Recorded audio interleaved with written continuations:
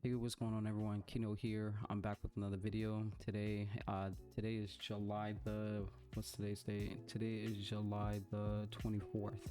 All right, I ended up posting a video actually not that long ago on my YouTube channel. I recorded a video yesterday, which was the 23rd of July, about my weekly analysis, the pair that I was looking to only trade. All the other trades all the other pairs I just wasn't interested in, due to the fact that they were super extended, didn't develop soon enough, or either just didn't develop just quite yet for me to be able to look for an opportunity. So I didn't want to place a trade if those pairs did not present an opportunity. But the only pair that actually looked like a great opportunity to trade, or just either have like a high quality setup at this point, was USD and the Swiss franc, and this is what we have. So that was the only pair that was on my red list, or my watch list. So this is just a recap. I did place two positions on this pair. Now in the video I did state that I placed two positions, one at the 71 and one at the 75 level here, but in the midst of it, I want to say in the middle of the night, I won't say in the middle of the night, I want to say later on that night, as soon as I got done doing the weekly analysis, I took my second position that was here at the 75 with reduced risk, and I put it here at the 71. So I have two positions here at the 71 level, but as you can see, it did not trigger us in at all. It came real short, it felt short, and I'm not too mad about it. I was anticipating for price to make some type of continuation to the downside, or either some type of short position, and it did that. It just didn't trigger me in. Not saying that the trade wasn't valid or the setup wasn't valid, because the setup was still valid. It's just the fact that I just wasn't triggered in. Price just came up short, which is, okay. I'm not really too upset about that, to be honest. Let's see, I'm just trying to figure something out. Okay, 8 pips. So it's just 8 pips away from my actual entry, which is, it's a bummer, but other than that, it's fine. I'm not like tripping about it. Now if we do get another opportunity for price to come back up and to hit the 71 level and shoot back down for either bearish continuation, or to so either for bearish continuation, that's the only thing I can think of. But if we don't get that, and price so happens to blow me out of this range, then I'm no longer interested in the setup, because it has blown at the range, right? And but if we do get price to come back up, hit that 71 level, and then make its way down and have a blow out of range, then that would be good, right? That'd be good. So other than that, this is just an updated recap on USD and the Swiss franc. So that's pretty much it. This video is not long. I just definitely want to make an updated video on the pair that I was actually interested in. With AUD USD, it's starting to retrace, so we're starting to get a little something, but it's still too early to tell at this point. We might have a position on Euro USD. I have to go and analyze that for my perspective and for me. GU, still I'm not really sure about GU. I'm not really interested in GU. NZD USD, we might have something, but it's still super extended for me.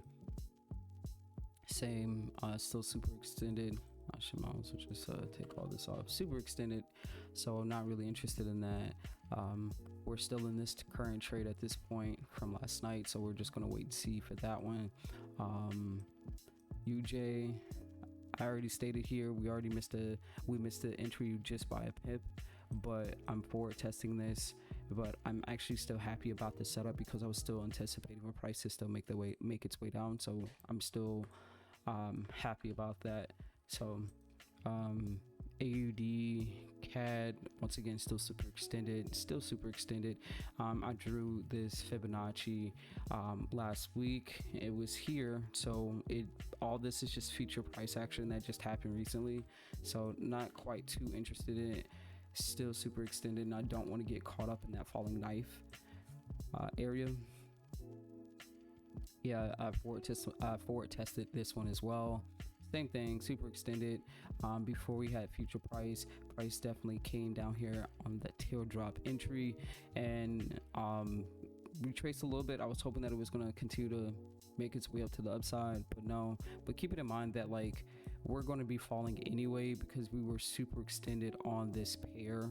But look how extended we are. I'm just going to go ahead and delete all that. We're super extended up to the upside. So eventually what goes up must come down, and that is what we're doing. Price might actually clear out all these lows here. Might be. That was an ugly circle.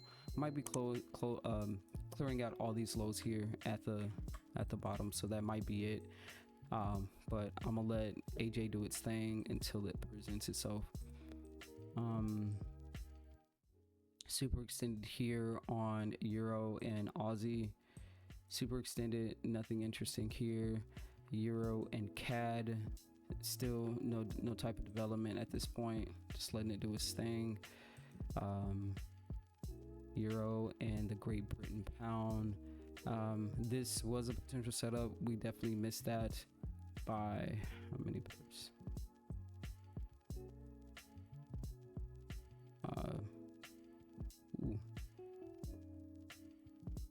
Yeah, that's how much pips that we have definitely had. We were shortened by, so I'm not tripping about that either. Euro and the Japanese yen, super extended, is still falling. This is just a falling knife at this point. Like there haven't been that many setups. Same, super extended, no opportunity, no development. Same here with the Great Britain pound and the Japanese yen, super extended, falling knife, no opportunity presented. So when pairs like this are like this, to me, like when I see pairs that are like this and it's like, you know, super extended or like there's no opportunity, I just don't force it. Some people will continue to force trades that don't need to be forced. Like I have to keep in mind, like the market will always have opportunities, and if you have that mindset that like, hey, look, I may not have gotten into this trade, or I have missed this trade, or the trade hasn't triggered me in on this opportunity, it's okay, because at the end of the day, we have 365 days out of the year. We have plenty of time to get into the market. We have plenty of time to get opportunities. So one trade is not going to make or break me, or one setup that was a really perfect setup, it's not always going to make or break me whatsoever. I have to have the mindset that we're always going to have opportunities, always. And once you have that, then you shouldn't be sweating over one mistrade or one loss, or you know what I mean. So that's just a mindset. NZD CAD, as I said before, very extended.